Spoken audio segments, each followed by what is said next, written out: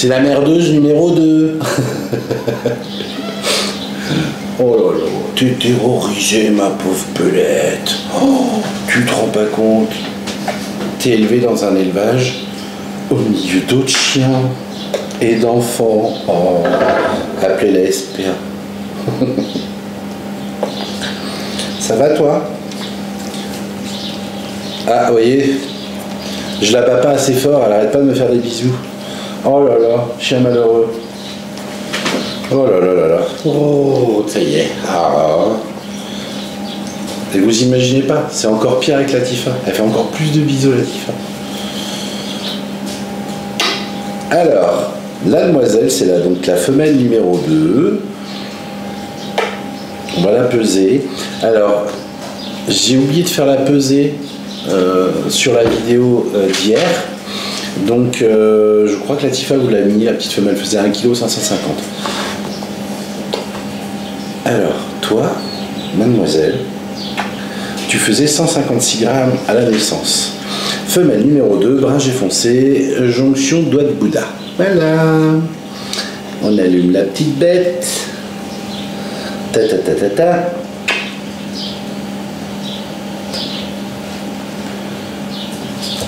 Zen. Alors. Ah non, bouge pas ma chérie, parce que sinon... Ta ta ta ta ta ta. Non, bah non, bah non, bah non, bah non, bah non. Eh, c'est quoi ce rôti? Regarde, le four est allumé. Fais pas la maline.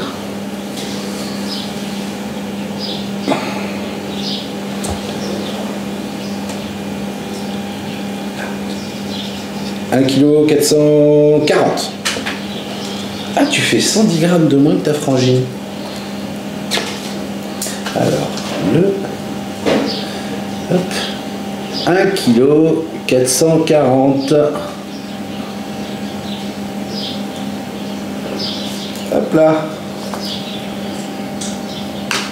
Alors, mademoiselle. Tac. Hop là. On pose ça là. On pose ça là. Toujours avec notre petite moquette. Notre petit tapis de salle de bain qui fait son office. Alors, comment tu la trouves cette table? Ça te parle? Ça va? Oui. Ah bah oui, bah voilà, elle prend confiance en elle là. Ça y est. Ah. Mais oui. Mais oui. Ouh là là. Ouh là là. Bon. Tu penses que tu vas pouvoir essayer de travailler un petit peu ou pas? Qu'est-ce que t'en penses, ma belette? Ouais? Ça sonne pas bon mes oreilles? Non, elle t'aura raconté ça. Aouh! Ah bah tu parles, ouais, elle m'a mordu. Alors on ne répond pas en réponse à un chien qui vous mordit, surtout un chiot. C'est pas parce qu'il vous mordit une oreille ou un doigt qu'on doit faire pareil. On va éviter les conseils à la con comme ça de certains éducateurs, vendeurs de formation sur internet. Il n'y aura pas les noms. Alors, petite demoiselle. Hop.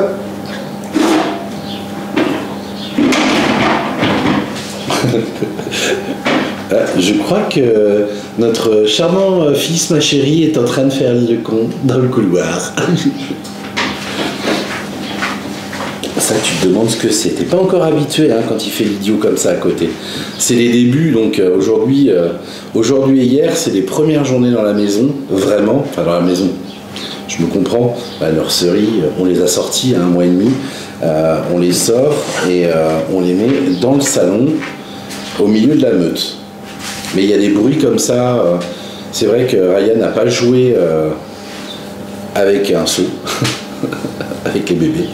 Donc voilà, je pense que la semaine prochaine, on essaiera de vous montrer les premières vidéos, parce que les travaux se finiront le 14 juillet, le 13 pardon, le 14 c'est férié, donc le 14 ils viendront pas travailler, donc logiquement le 13 ça devrait être fini, Et une fois que les travaux seront faits, maison nettoyée nickel, on pourra vous faire des vidéos justement dans le salon où vous allez voir les bébés avec les adultes. Je pense qu'on fera une grosse vidéo vraiment pour que vous puissiez voir vraiment toutes les façons, tout ce qui découvre, etc. Tous ces détails importants. Voilà. Donc on voit qu'elle n'est pas tout à fait encore à l'aise. Hein. Elle a tendance à mettre les oreilles un petit peu en arrière. Progressivement, les oreilles vont se redresser, se mettre bien devant. Vous voyez ? Là, quand elle a les oreilles un peu en arrière comme ça, c'est qu'elle n'est pas encore à l'aise. C'est tout à fait logique. Alors l'avantage, c'est quand on est deux, on peut bosser différemment. Latifa peut faire un peu de bruit ou bouger, se mettre un peu plus mettre un peu plus dans le champ de vision de la petite, et ça va la rassurer. Hop, vous voyez, c'est tout bête. Hein. Et on voit que d'un seul coup, là, le port d'oreille est différent. Vous voyez, les oreilles sont plus en arrière. Je vais essayer de bien vous la mettre de profil. Les oreilles sont plus en arrière, elles sont plutôt mises en avant de façon beaucoup plus attentive. Donc plus à l'aise.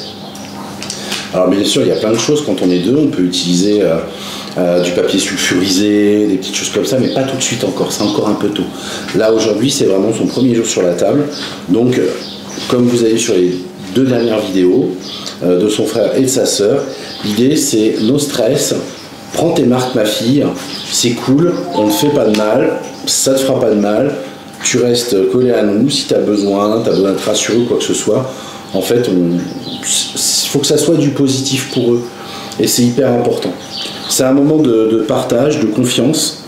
Et parce qu'il ne faut pas non plus oublier qu'un chiot, il a besoin d'avoir confiance en l'être humain. Sauf quand il vous mord. Faut pas qu'il vous morde. Et on va pas aller sur l'éducation, arrête, non, machin. C'est les bébés pour l'instant. Ils ont le droit de faire des erreurs. C'est l'apprentissage de la vie. C'est l'apprentissage de la vie.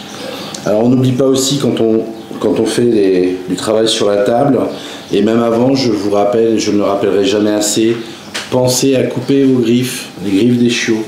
Vous avez la partie rose, la pulpe, puis après vous avez une partie un petit peu plus claire, un peu plus blanche, puis après la partie transparente. Et on va couper la partie transparente au ras du blanc. Voilà. C'est important pour éviter d'avoir les doigts qui partent sur les côtés comme ça, parce qu'après vous aurez des chiens qui vont pas être qui vont avoir des petits soucis articulaires. Alors, mademoiselle, est-ce que tu as envie de te lancer sur la table? Est-ce que ça te parle, ça? Voilà. Alors, bien sûr, le geste est sûr, on est habitué. On ne braque pas le chien, surtout pas. On ne gueule pas après le chien, on ne le secoue pas non plus. Vous voyez? Et là, on peut voir que les pattes avant sont bien droites. La ligne de dos, bah, sauf quand ça dérape un peu. Hop. Cool, ma belette, cool. Voilà, c'est bien. On est rassurant avec le chien, les petits gratouillis et tout ça. On voit d'un seul coup, là on peut voir cette ligne de dos qui est bien droite. C'est très important. Je vous rappelle que le dos d'un Boston, c'est plat comme un banc Ikea. Et on voit en même temps qu'il y a ce qu'on appelle l'encolure. Très important. Ça fait partie des choses qu'on regarde. Quand le chien est positionné au niveau des pattes avant, ma chérie, est-ce que tu pourrais venir, s'il te plaît, qu'on puisse voir les pattes avant, comment elles sont positionnées. On les voit ici, non Je vais vous montrer ce qu'on appelle des pattes de chat. Tu veux les voir de quel côté? Ici, face au chien, s'il te plaît. Hop. Donc on peut voir que les pattes avant, vous voyez, il y a juste les petits doigts qui sont posés. C'est très court. On n'a pas en fait, c'est un peu, les pattes de chat, c'est un peu l'effet comme ça, vous voyez, comme ma main. Ça m'arrive de voir des fois des chiens qui sont présentés avec des doigts assez longs et c'est écrasé. Ça, c'est pas bon. Il faut pas.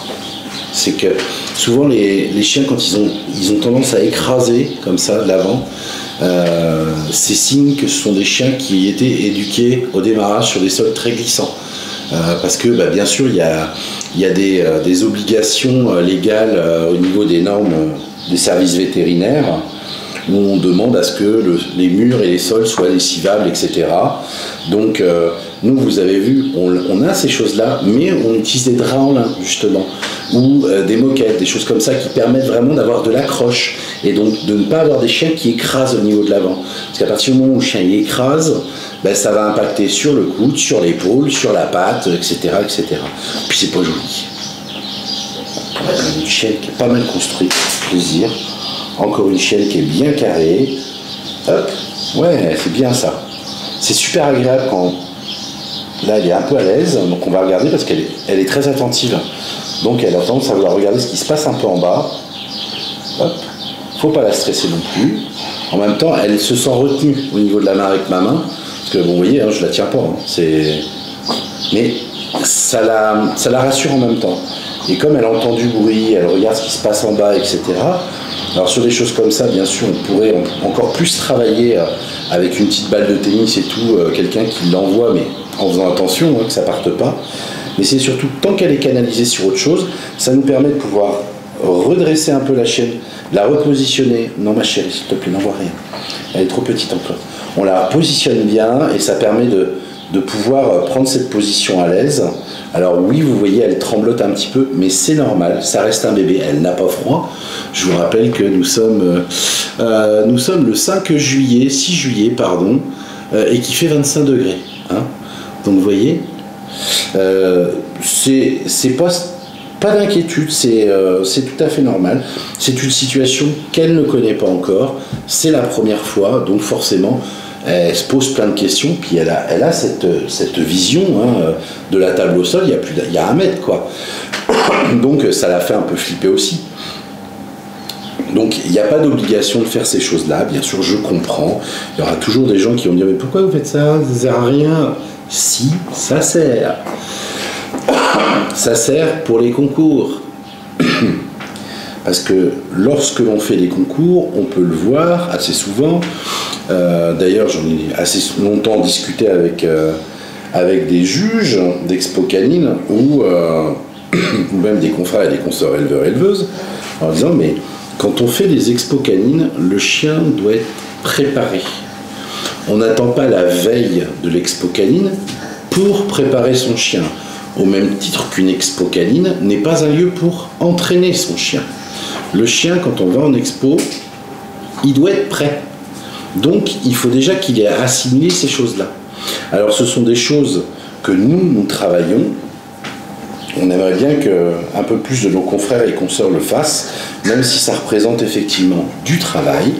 Mais en même temps, on n'est pas des naisseurs de chiens. Quand on se dit éleveur, on se doit d'être quand même un minimum sérieux et de faire ces choses-là. Au moins pour les chiens qui sont vendus pour exposition, etc. Expo, concours de beauté, reproduction, élevage, on doit le faire. Moi, je préfère quand même le faire avec tout le monde, parce que vous savez, que vous fassiez 1 chien, 2 chiens, 3 chiens, 4 chiens, 5 chiens, vu qu'on les bosse pendant 5 minutes. Salut toi. Doucement, doucement. Il est en train de jouer avec les mémères. Hop, voilà. Bon, bah, c'est quand même pas mal pour une première journée. Moi, je reste très très content de ces bébés qui sont hyper attentifs, qui sont quand même assez à l'aise. Alors, bon, ça fait partie des choses qui s'apprennent tranquillement, doucement, sans stress. C'est un moment cool. Donc cette petite femelle, c'est la femelle numéro 2. Et on peut voir que la femelle numéro 2 a déjà sa truffe totalement noire. Vous pouvez voir que les oreilles déjà sont levées, que l'œil est foncé. On peut voir aussi que nous avons des Boston qui n'ont pas un nez de pointer, parce que j'en vois énormément avec des nez longs. Je vous rappelle que le Boston Terrier respire très bien avec un nez court. Et ce qui est important pour que le chien respire bien, ce n'est pas la longueur du nez, c'est l'ouverture des narines. Alors ma chérie, je ne sais pas si tu vas pouvoir bien zoomer pour qu'on puisse voir les narines. Les narines bien ouvertes du bébé. Attends, je vais m'avancer aussi en même temps. Là. Donc vous voyez, les narines sont bien ouvertes. Et si je me mets de côté pour le profil, vous verrez que les nez sont très courts. Et ça lui pose aucun problème. Donc n'écoutez pas, faites attention, parce qu'il y a beaucoup d'éleveurs qui ont une très mauvaise qualité de chien et qui ont des Boston avec des nez très longs, parce que ils font une qualité, un travail de sélection assez médiocre. Et donc ils vont plutôt essayer de vous dire oui, mais le chien, pour qu'il respire bien, normal ils ont le nez un peu plus long.